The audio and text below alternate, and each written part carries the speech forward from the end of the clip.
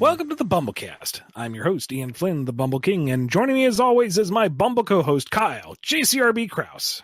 It's good to be back in the saddle. It's crazy, though, that we've been this long without anything. Well, I guess we had the YouTube episode, but it's been a while, but we're back. Back to the priorities. We have our questions from our patrons over at patreon.com/BumbleKast, Ko-fi.com/BumbleKast, and our YouTube members. Yes, indeed. And we're not going to waste any more time. Well, why would we? Let's just get into it. Starting with this one from Antails. Spoiler for IDW Sonic number 61. With the wholesome hand-holding between Tangle and Whisper with a lesbian pride flag color scheme as the scene's background, can we finally say, once and for all, that Wispangle is in fact an official ship? Or are they still very, very, very, very, very, very, very, very, very, very, very, very good friends? Thanks. Unless something's changed and I haven't been told, they're still the super bestest of friends. Because friends hold hands. And you know what? Colors can mean all sorts of things. In backgrounds or otherwise. Look, they're kind of in the same boat as Sonic with anybody else at this point. The hammer's not going to drop until the folks upstairs say we can. Well, they can certainly allude to it hard.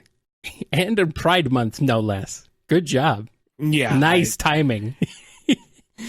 I'm sure that was intentional. There are certainly so many stars aligned it could probably light up a city, but officially, no, there is no confirmation to be made. Officially. My God, they were roommates. I also am kind of entertained that I saw somebody on Twitter going, you see, Ian said officially they aren't together, as if there was zero context or inflection in my tone. And it's like, you can lead a horse to water, but... but they will still deny the existence of lesbians.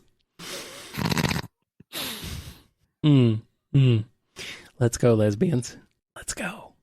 Here's one from an Archimation. Do you sometimes feel frustrated with the task of trying to incorporate a lot of elements from several disparate Sonic games into one canon? How much are you able to incorporate? Do you have the freedom to acknowledge or ignore certain divisive moments or characterization? It used to bother me a lot more than it does now. And I think part of that just comes with time and understanding that nothing is perfect. Not everything is going to fit. And, a 30-year-long franchise without airtight direction is just not going to be perfectly in sync with itself across all titles. Different directors, different marketing stratagems, different trends in popular media. All of these affect what it is, and what Sonic has represented has changed over time.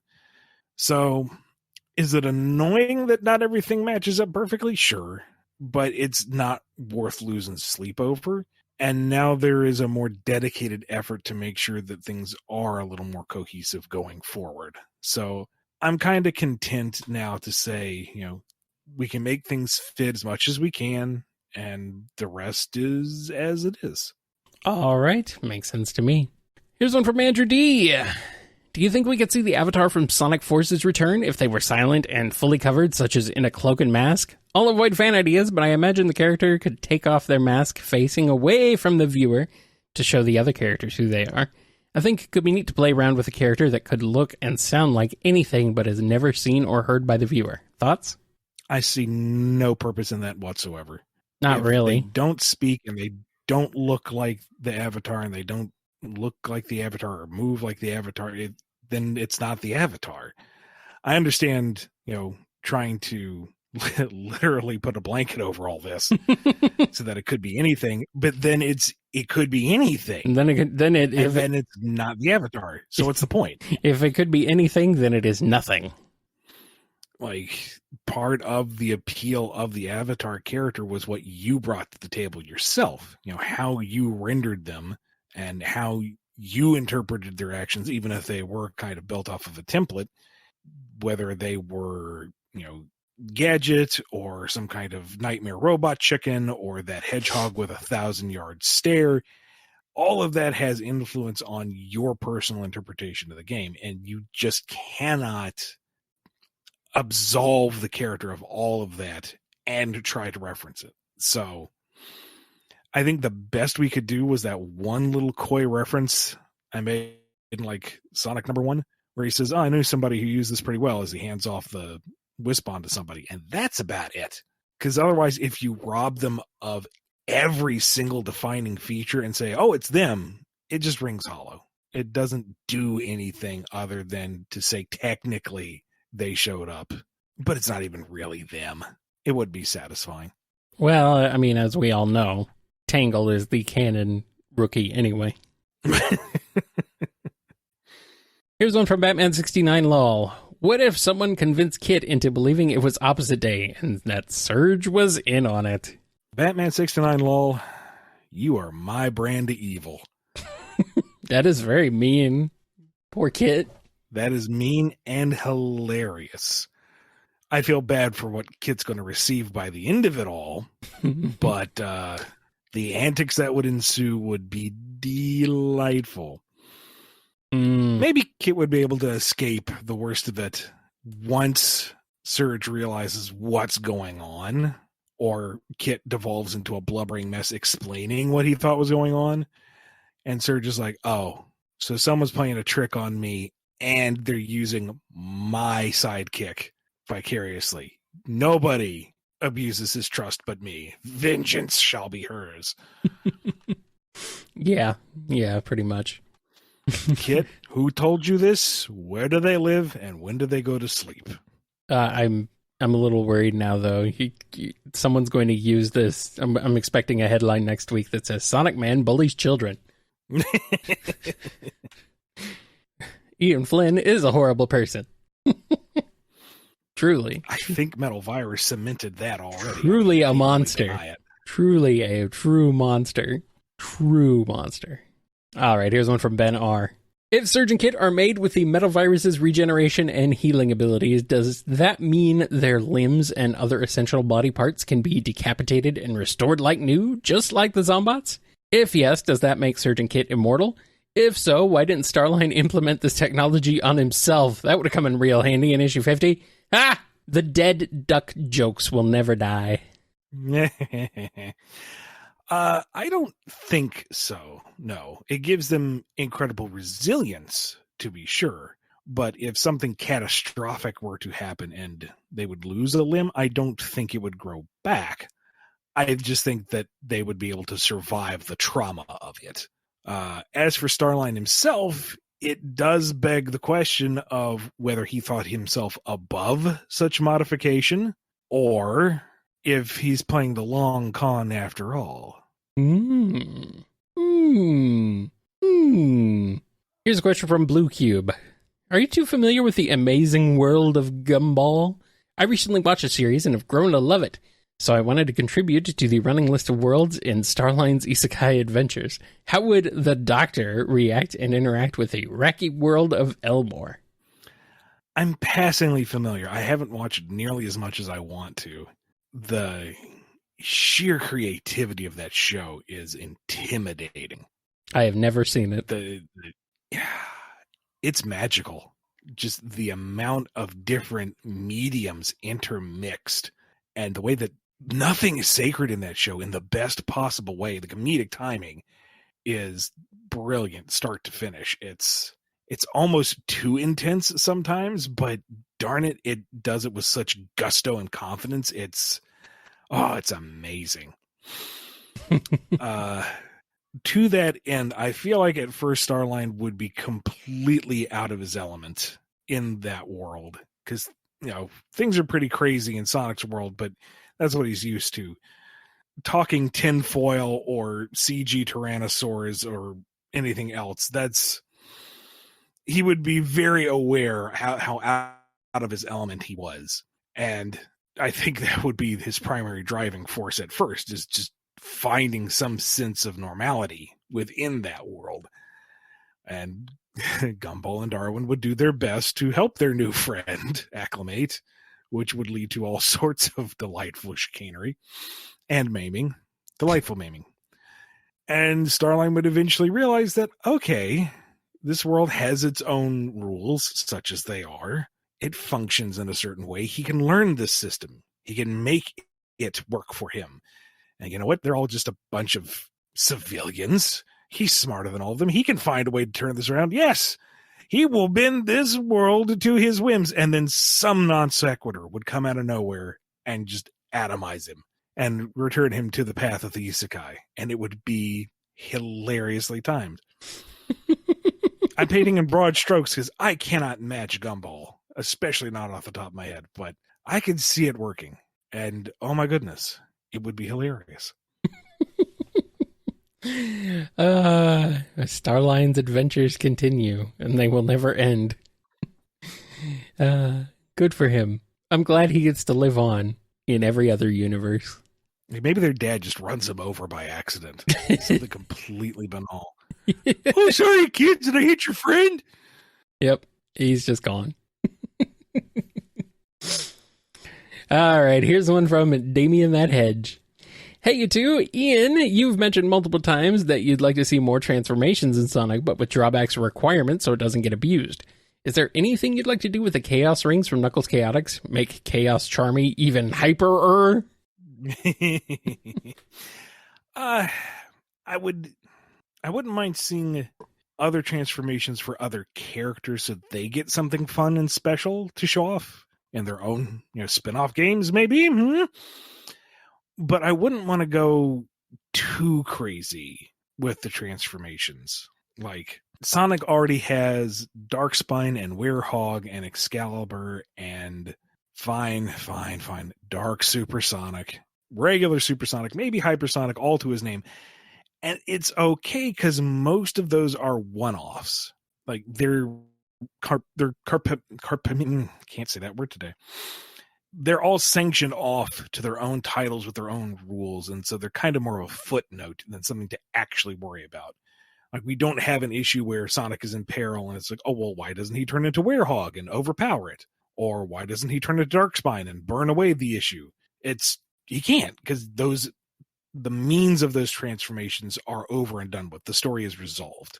So I wouldn't want Sonic to necessarily have multiple transformations. I know I already said I want to see my Brilliant Blaze and Scorching Sonic, but that's different flavors of the transformation.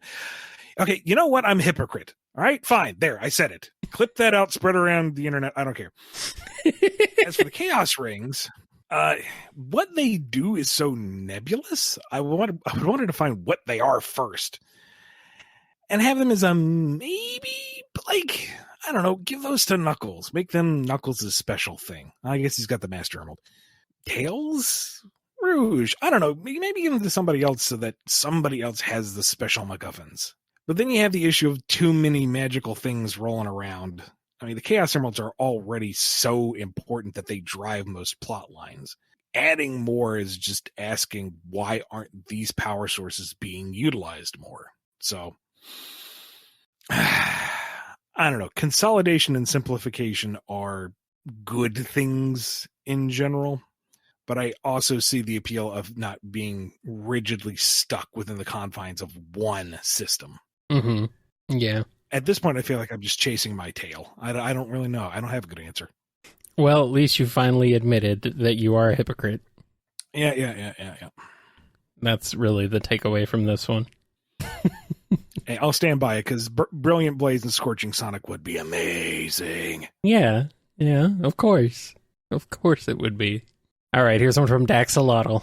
I have concern over Sonic Superstars level design. That scene with the big robot orca reminds me of New Super Mario Bros. Wii's empty, multiplayer-focused level layouts, and our Zest itself has a pretty bad reputation with platformers. Any words of wisdom to reassure me? I can't really talk about it because, one, I am involved with Sega now, and it would not go over well if I said anything that could be perceived as negative of a product that hasn't come out yet. But number two, and more directly and open and honestly, I don't know. I wasn't involved with Superstar's production pretty much. So we're all going to find out together on this one. Well, I may give you some reassurance with this tweet from good old Christian Whitehead, the man behind the brilliant Sonic Mania and among other things. He says, we'll have more to say on this when it's appropriate, but the Mania physics were indeed fully translated to modern 3D. So, yeah, that's reassuring. I just hope the level design is up to snuff. That's really what it boils down to. Early impressions have been good. Mm-hmm. Early impressions have been good, so... Yep. I don't know. Hope springs eternal. Yes, indeed. Here's one from Godzilla. Let's talk SBO for a second. Back in Archie, we got to explore a little bit of SBO's ninja background during the Iron Dominion arc. But in IDW, or the games, it's been pretty much a case of, he's a ninja, with no explanation. Has Sega ever mentioned or talked about ninja clans in the Sonic world, or is SBO just the last ninja? We had Heavy Shinobi in Mania/Classic, but since them is pretty much nada. Bring on the color palette, swap ninja chameleons. Although technically Mortal Kombat has a ninja named Chameleon and Chameleon. Oh well. One of those chameleons is Chameleon with a K, by the way. Mm-hmm. Yes. I wouldn't worry too much about it, because saying SBO is the last ninja is like, well, okay, does that mean Vector's the last detective? Rouge is the last spy? I mean, just because we don't see multiple of one profession doesn't mean that it's just that one character. SBO would have to be the last shinobi anyway, because Last Ninja is a different company. Yeah. I would love to explore all the characters' backstories a bit more, to be sure. And, a full Technicolor array of chameleon ninjas does sound really freaking cool. Excuse me, ninja. Ninjas is not a word. Ninja is both singular and plural. I have to catch myself on that. But it's not... I don't think it's meant to be anything more than just he's a ninja. And if anything, some of the implications, especially in X, just seem to be that he's kind of a poser. He's not even like real ninja, but they may have walked back on that. I'm not sure. I like that. I like the idea of SBO being just a ninja cosplayer. He just likes ninjas. They're just really cool. So he just pretends to be one, patterns himself after one. Why not? Might as well. These mighty shuriken are all forged by a master in the Japanese hills. At least that's what the guy at the kiosk in the mall told me. Yes. Yeah, I like I don't care if they're authentic. That was today's rent. Yeah, but they're all pointy and shiny. Come on, Vector, they're cool. They're sugoi.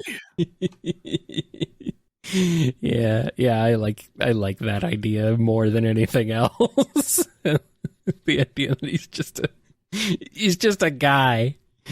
Like Sonic. Sonic's just a guy, so why can't SBO just be a guy? Might as well. Screw it. All right, here's one from Gideon W. Rationalize however you want for the sake of this question, but assuming classic Eggman can only power his creations with animals, how is the Death Egg powered in Sonic 2? Many normal animals, one big, or capital B, big animal, or a third option loophole? Some poor little Ricky's on like a hamster wheel running his little legs off. I thought the idea was that he was powered by the Chaos Emeralds, but if Sonic collects them all, then how does he do that? And the way that the question is phrased is it's assuming that it's powered by animals. Never mind anything else. For the sake of the question. Right. I guess that's true. So I'll either go with a single Ricky running to death on a hamster wheel, or it's Big the Cat sunbathing in a nuclear reactor, and he doesn't even know where he is. Yeah, he's fishing in the in the nuclear goop. That's fine. Froggy, you're gonna grow more than another tail. Get out. I'm being asked what the animals are powered by. Interesting. Very tiny robots, which inside of them are even smaller animals, which inside of them are even tinier robots. Oh no! Nanomachines, son! Oh! Oh, and on that bombshell, it's time to take a break. And then we'll be back with more on this just absolute cluster of a BumbleKast.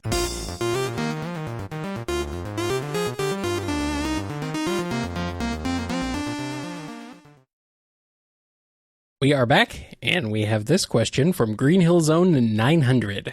What can I do to make Sega give us more Son Amy in the comics/games/shows, etc.? Every IDW issue, I pray that there will be actual Son Amy in it, but there never is. Nothing that, in my opinion, is worth writing home about. I feel like I've been on this endless Son Amy merry-go-round. Most you can do is write in and say that that's what you want to see. Let social media know, support moments and merchandise that lean in that direction. Always be civil and polite about it, of course, but, let those producing the material know that there's a market for it, that this is what you want to see. And hopefully, in your case, you're part of the majority, and that's where things go. All right, here's one from Happy Times. Everyone is sent a notice to come help take out Eggman's new base immediately. It's a floating fortress out above the middle of the ocean, so Shadow has to take a 4-hour plane ride to get to it. And because of how everyone's schedule happened to line up and where they were all located, he coincidentally has to share it with just Tangle for the whole trip, which he only finds out after the plane had started taking off. How does the flight go between the two? P.S. He has no Chaos Emerald, so he can't just warp away. He's stuck on the plane with her. So Shadow is obviously and immediately nettled, and Tangle's like, look, I know all about you. I know you like your boundaries, she says as she makes like a force field gesture with your hand. I get it. My bestie's just like it. So I got my earphones. We got our in-flight movie. I'm just going to watch that and not say another word to you. Cool? And he just kind of blinks and then nods like, yeah, okay. You can work with that.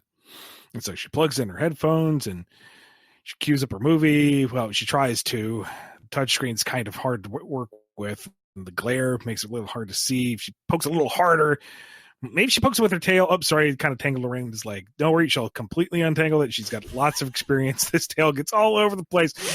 Anyway, do you mind if the armrest is up? No? Okay, cool. And gonna finally, all right, there's the movie. And she loves the musical number of this part. And she's gonna sing along out loud. And Shadow is just sitting there, seething, ever so slowly grinding his teeth to dust.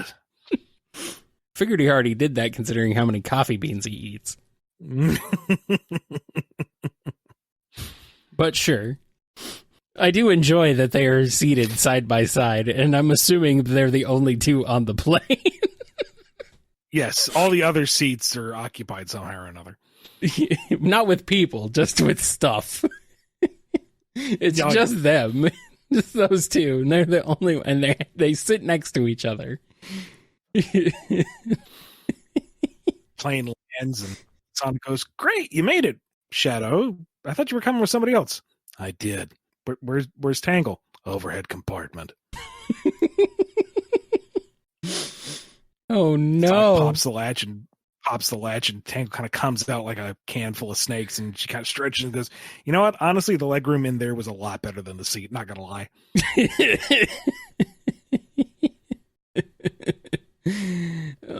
But she has a problem with small spaces. She didn't freak out.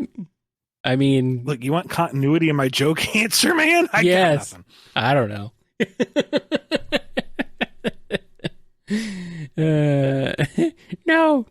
No. Shadow would stuff her in there anyway. No. Maybe it's Archie Shadow, not current canon Shadow. That would be better. That would go slightly better. With the shadow face the entire flight. That'd be hilarious. Which shadow face? The shadow face. Okay. That one. I love it. Here's one from Hearts 13. If King Maximilian Acorn and King Nigel Acorn met during a crossover after learning about the history of their other self, what would they think of each other? What would their conversations be like? What would they think of how they raise their children and run their version of the Acorn Kingdom? If the conversation ends badly with an aggressive argument, how would their sallies try to diffuse such an argument? I imagine this long, poignant monologue on Nigel's behalf, trying not to be too judgmental because they had very different lives, very different histories, very different trials.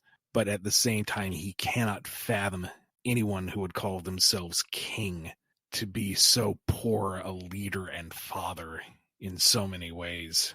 And then you kind of realize that Maximilian hasn't saying anything because at this point he's kind of degraded to just being a muttering, angry thing in the chair. And Nigel kind of wraps it up with, though I don't suppose it's very sporting when you can't speak back, can you?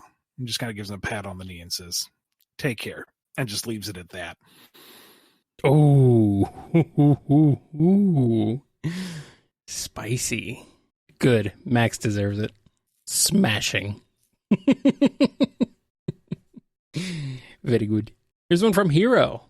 We all know that the Zombots were inspired by the metal skin feature from Heroes. Recently, by that I mean a month or more, I've discovered the prelates from the pre-boot Archie era, in the Silver Age to be specific. So this got me thinking, did the prelates also serve as an inspiration for the Zombots, or were they also inspired by the metal skin feature? I feel like we had a question similar to this recently, and I honestly don't remember. I think they were partially inspired by the hero skins and also by Tron, but it's been so long, that sounds honestly right. don't remember for sure. Mm-hmm. Inspired by the light suits from Tron Legacy, as well as possibly the metal skin feature from Sonic Heroes.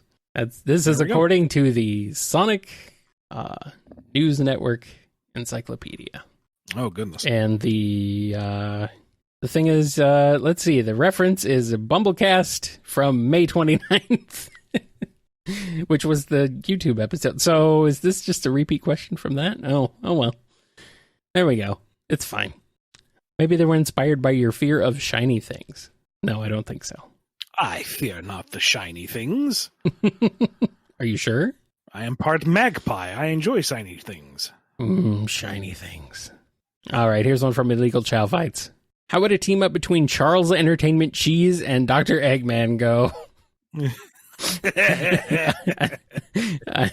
I love that that's his full name. They're talking about Chuck E. Cheese, by the way, in case anybody is confused. Imagine Eggman Land, but with more animatronics, I guess?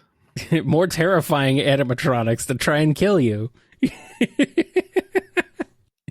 I mean, Charles would eventually realize, oh, wait, no one will actually visit here because it's a death trap. Mm-hmm.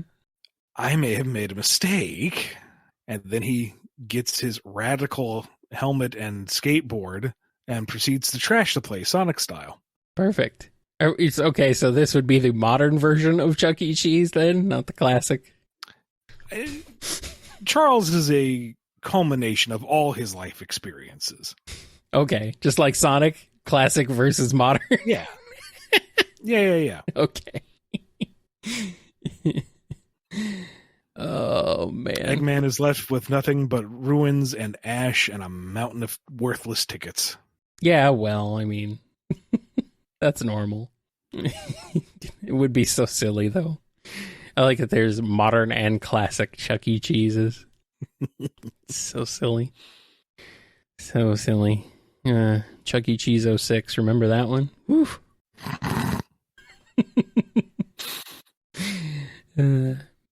Magic Bunny is here with a question.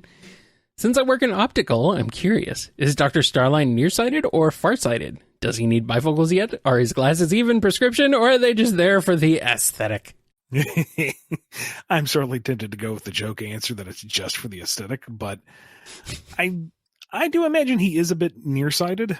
Like he needs it for the fine print, just from all the eye strain of working entirely too many hours looking at a screen. But that's not like officially in his biography or anything. That's more headcanon. He does have trouble seeing ahead, Ooh, so makes sense. such a pity with a man with such vision. Such vision. Has no vision at all. Can't see a dang thing. Couldn't even see that rock. Here's a question from Mike from Iowa. Not that Mike from Iowa. The other Mike from Iowa. How many Mikes are in Iowa? Must be a lot. That is a good question, but that is not Mike's question. No, it's not. In the Japanese dub for Sonic Adventure 2, at the end of the final boss, Shadow posits that perhaps Sonic is the true ultimate life form. Nowadays, it's hard to imagine him being so complimentary to anyone.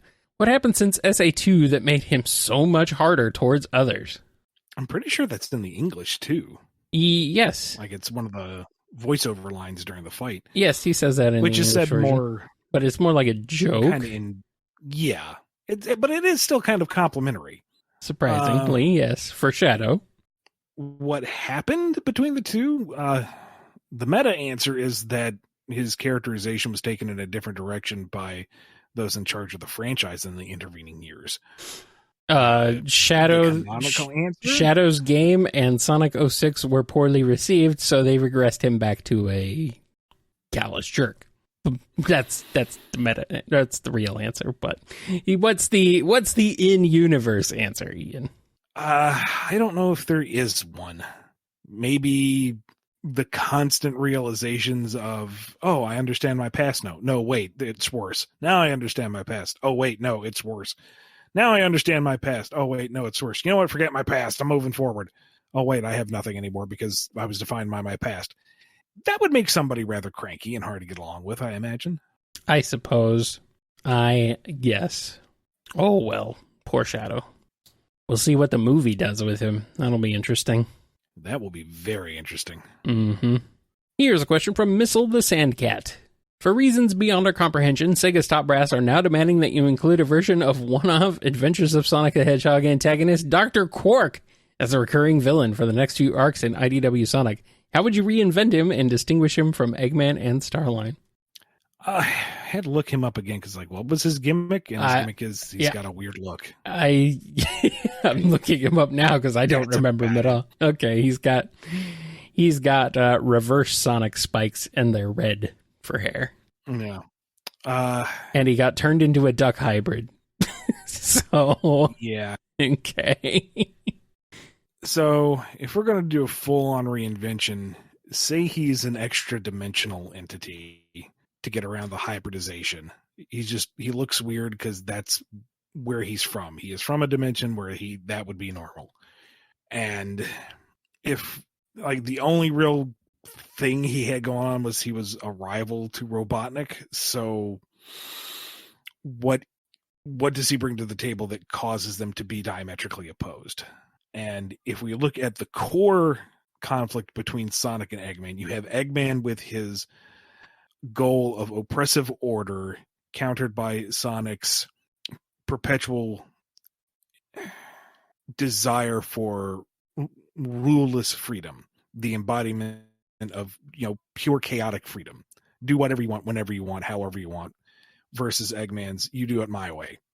So we could have Quark in this scenario be another chaotic factor to run counter to Eggman, but still also counter to Sonic in that it is destructively chaotic. Mm-hmm. Where Sonic's is liberating, Quark's would be destructive. And maybe give him something a little different in terms of the robotics, like going off of the doofus model that he has in the one episode. If we stretch, we could draw parallels with the field of soft robotics, machines that are built off of inflatable parts or high tension textiles that are moved through air compression rather than hard joints and gears to create things that can move in ways that could be kind of eerie and unnatural compared to other machines, and maybe have enemies that Sonic can't necessarily just bust through because they're a little too pliable. Maybe he bounces off these enemies and has to be a little more thoughtful in where he strikes, perhaps. And in general, just Quark taking over Eggman's territory, that's instant antagonism right there. That writes itself. And then it could be a more interesting exploration of what does it mean to do what you want whenever you want.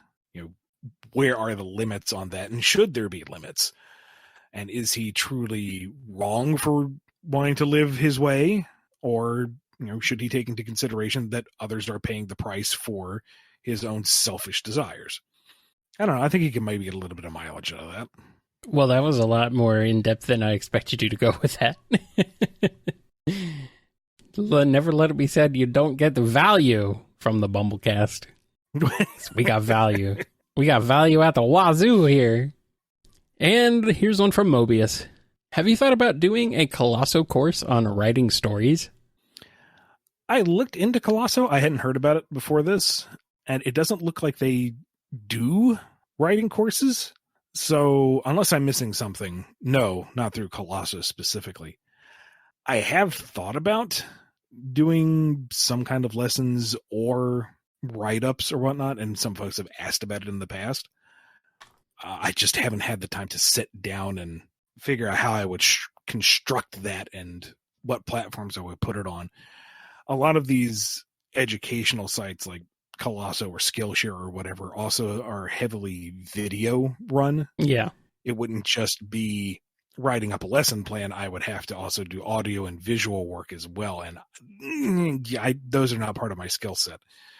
So I don't know. I may, if I can find the time, put together kind of a writing course, writing guidelines, how-to type of thing. Maybe put it on my personal Patreon, but that's not something that's going to happen anytime soon. So, I mean, if you need someone who has some experience with video and audio, I think you know a guy, at least one guy. Yeah, but you're already running the show. I have put a lot on your plate. I mean, my plate's not full yet. All right. I mean, I'm here, buddy. Just ask. If you want to see us collaborate and put together a whole series of Bumble courses, let us know. Comment below. Yeah. You don't want me teaching them, though. I'll do the background work. That's fine. I don't mind that. But yeah. Anyway, welcome to Bumble College. All right, and our last one is from Morless. It's movie night for the Sonic Game and IDW cast, and each character is expected to bring snacks for everyone and a movie to suggest. What does each character bring? Oh boy, this is a lot of characters. I think you should just do a few. Yeah. Sonic brings chili powdered. I was going to say chili dogs. Like chili popcorn or something. Yeah. Well, chili dogs for himself. I mean, he's done this in the past, and everyone's like, that's not really a game night food. And he's like, it is for me. It's like, it gets chili all over the place. Not if you eat it fast enough. Fine, Sonic, have the chili dogs. Don't mind if I do. Mm-hmm. Let's see. Tails isn't particularly inventive with this. He's just got like the Costco size bag of chips. It's efficient. Everyone can have chips. What's wrong with that? They're right there. Did he do bad? Whereas Amy has like something that she's custom baked in the oven. Like, they're so much better. They're like some kind of, I don't know, spinach crisps or something that's actually been made with care and are, borderline healthy, but still an indulgent salty nibble thing. Mm-hmm. Knuckles brings grapes. Grapes. He likes grapes. Grapes are good. Mm-hmm. He's not wrong. They are a good snack. And he's like, I know, right? So here, grapes. Oh, grape. Let's see. IDW. Let's see. Tangle brings like a single can of Pringles and figures they can all share and doesn't realize that that's not going to last the night. Mm-hmm. Whisper brings a bag of popcorn. Store-bought bag of popcorn. She's not really used to this sort of thing. It's been a while. She doesn't really know what to do. Is this okay? Okay. Popcorn. It's good Landon enough. has like a fully realized sampler tray. Like 3 different types of dips. Carrots, celery, artesian pretzel. Like, this thing comes in a tray that has its own custom plastic lid on it so nothing rolls around. And everyone's like, wow. When did you have time to put this together? And she's like, why wouldn't I? This is like standard operating procedure for a snack night. Exactly. Jewel brings her own steamer tray of chicken wings she learned from last time. Sonic gets his chili dog. She gets her chicken wings. Everyone else can have their snacks. That's right. That's right. As for movies, I mean, Amy wants a rom-com. Sonic doesn't particularly want to sit around and just watch a movie, but he's cool hanging out with everybody else. Knuckles doesn't know what a movie is. Tails wants some kind of sci-fi adventure. You think Knuckles still doesn't know what a movie is? What is he going to watch it on, Kyle? The TV he doesn't have? The Master Emerald? That thing has terrible reception. It barely gets the 27 satellite channels, and that's if there's a clear day. I thought we established that it has perfect Wi-Fi signal. He just doesn't use it. He forgot the password to it. No, he just doesn't use it because he doesn't have a phone or any other devices, but it has the most immaculate Wi-Fi reception in the universe. Tangle wants some animated Disney movie. Whisper doesn't like being focused on a single screen without the exits being guarded. So she's not even watching the movie. She's watching everyone else. Exactly. Jewel was kind of hoping for this historical piece. No? Okay. And Lanolin doesn't have any particularly strong feelings one way or the other, but she has prepared a detailed ballot. Everyone write in what their suggestion is, and they will spend the evening voting on what will be the exact choice for the movie. Yep. It must be By perfect. the time the consensus has been reached, it's 2 a.m. and all the snacks have been eaten, so everyone goes home. Except for the people who fell asleep, which is most of them. Oh, it's so wholesome. All right. Well, I think that's enough of this BumbleKast. Yeah, but before we go, we need to give a big thank you to all the patrons over at patreon.com/BumbleKast, Ko-fi.com/BumbleKast, and our YouTube members. Big thank you to Daniel H., Jennifer R., James K., John B., Robotnik Homestead, Cybercat, Samuel P., Torchbound, Mike B., Andrew D., Saluchacat, Dave M., Noni, J. Frost, Coupling Crew 128, Duiz Dizdin, Hero of Light 13, Professor Scruffynet, Chris A., Sony, Scurvy Pirate Hog, John M., Triforce Riku, Sonic, Ben Wolfsbane, Arc Fighter, Jib, Lisa M., Lee H.K., Twilord, Chaos Sonic 1, Stardust Spectre, Chevelle, Ink Thinks, Tick Tick, Mixicers 17, Axis, Starlight Seg, Z Broadcast, Jonathan D., Cameron H., Jolene B., The Disgayan, Joshua S., The Name is X, Solaire Stain, Godzilla, Nondal, Alex K.R., Ava Arctic, Dove, Just a Mountain Soul, Quaggle Gaggle, Yuma221, Jay the Redneck, Jennifer H., Justin S., Dadler the Dalek, Angela V., Sonic Legacy, Alphamon or Yukin, Jack the Animator, Tetsuya the Wise, Pedantic Cat, Hannah W., Venus, Les, Daniel B., Red the Superdynamic, Wildcard 717, Chad, Dominic the Raccoon, Of the Stars, Indabin and Tails, Ginzel, Wheelie Doe, Sandra B.H., Sammy S., Puppy the Scholar, Jerusalem, Miles the Prower, Navarre, Exadel, Agent Kaz, 4 Sonic Fan, Rhythm and Tempo, Illegal Chow Fights, Pig Dan 20, Preston M., The Marble Gardener, Noah M., E200 Paragon, Thievius, Ozjam, Shimmy M., Kojiro Highwind, Awesome Cakester, Curly Quills, Supersonic Van, Redry, Chase L., Morless, Smiley 21, Sonic 84, Philip is Cold, Sterling, Sonic, Rocco D., Congo, Windskull, Supernova, Superior Pizza, Sonic Patch, Ty H., Thickoff, Omega Man 21, Planet Breezy, and Zephyr Unity, Jason G, Nils, Subliminal, Gino the Puppet, Miggy Sawdust, Amazing, Miss Nazumi, SB, My Fish Eats Rocks, The ID Card, Jonathan F, Hip Kid Brick, Levi C, Vlad, Samith S, Dead Air, Lemur Chicken, Sheen, Adrian W, Knuckles Sandwich 87, Luke R, Michael P, Fang, M Bluet, Miles, Full Prower, Cool Christy 1, Ashter, Alejandro 333777, Loose, Noah I, Lacey M, Lucky Lychee, Trocon H, Blahaj Blast, The Phantomist, Spiral, Native Nerd 27, Salato 02, Ultra Guy, William M, Crowbo, Raccoon Shinobi, Normal Person, Marcy H, Caswell, Mr. Murderbird, The Giant Murdering Bird, Noob 600, Silver Moon 2K1, Pit Viper, Icy Wolf, North Salt 15, Relaxed Hoodie, Sonic Mania 2099, Hadronis, Paley, All Peachy,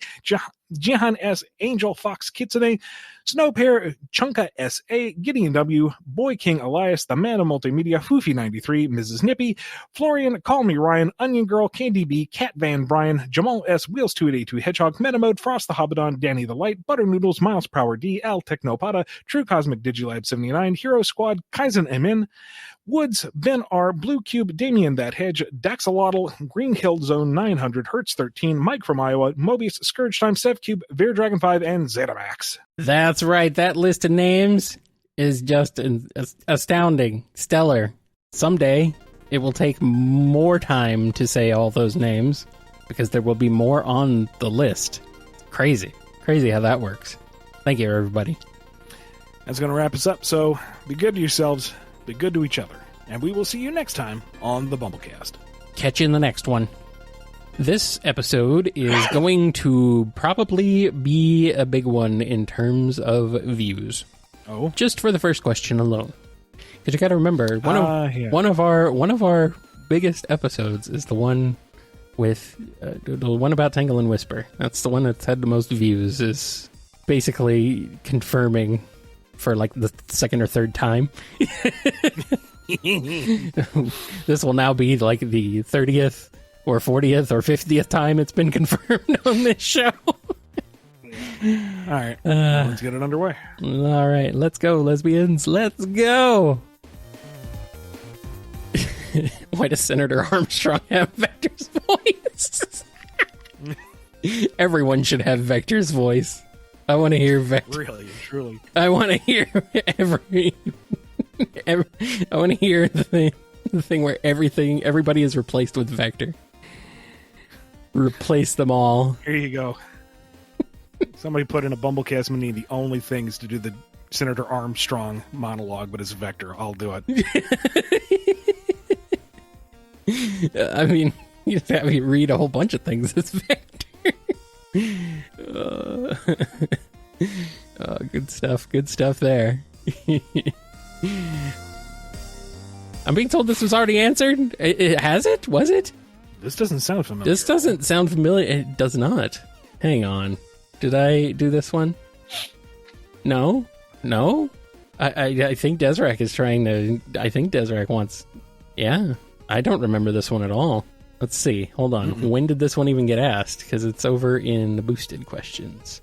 I think you're being gaslit. It was June 7th. That was last week. Last Wednesday. We couldn't have recorded between now and then. We did not record between now and then. Yeah. Desirek, I think you're... Are you smelling toast? I don't know. Anyway, sorry. First rule about being a time-traveling sleeper agent, Desirek, is you don't reveal that you're a time-traveling sleeper agent.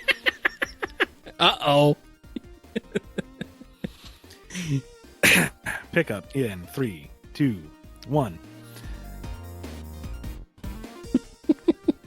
Thevia says, it's always so funny to hear pure silence, and then Kyle's just like, look at all those names!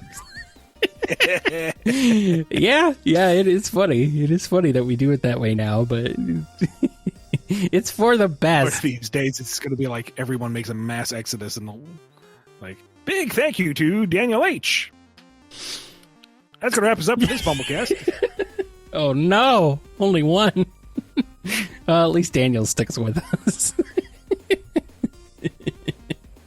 Everyone else left. You've been listening to the BumbleKast, a co-production of Bumble King Comics and the KNGI Network. Original theme music composed by Ken Coda Snyder. Remixed intro by T-Lopes. Find out more information, along with podcast feeder links, MP3 downloads, and more at bumbleking.com and kngi.org.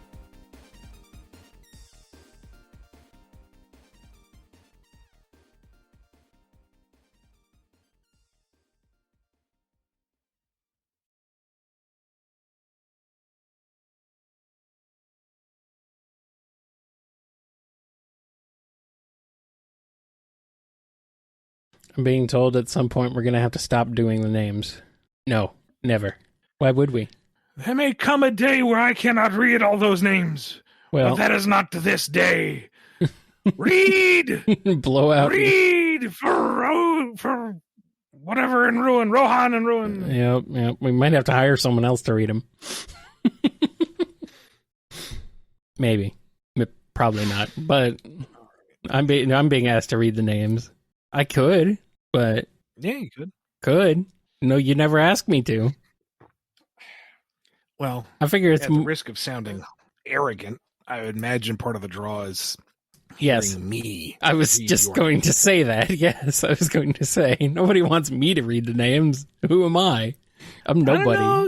You're slowly but steadily cultivating your cult of personality on this show. Am I? God, that's terrifying. People asking you questions. Yeah. People including you in the crazy scenarios. Oh, no. It's horrifying. Someone out there has their own little Kyle shrine full of Bumble merch with just your face on it. Where are they getting this Bumble merch? Because they're not buying it from us. Shop.spreadshirt.com/BumbleKast. Is that what it is? I don't even remember. Shop.spreadshit.com is what I just wrote.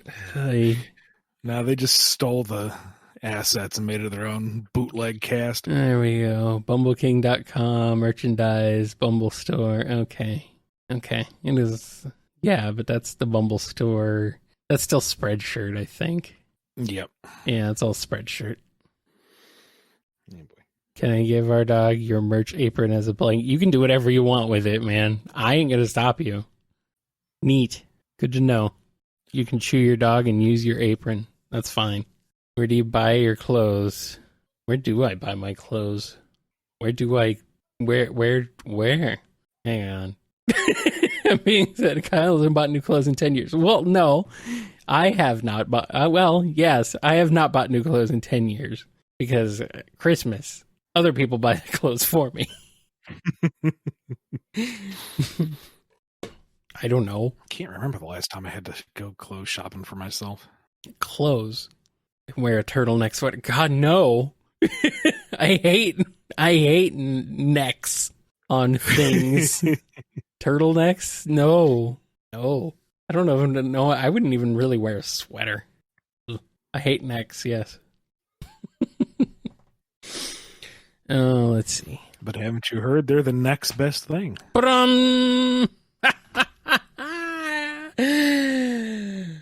Kill me.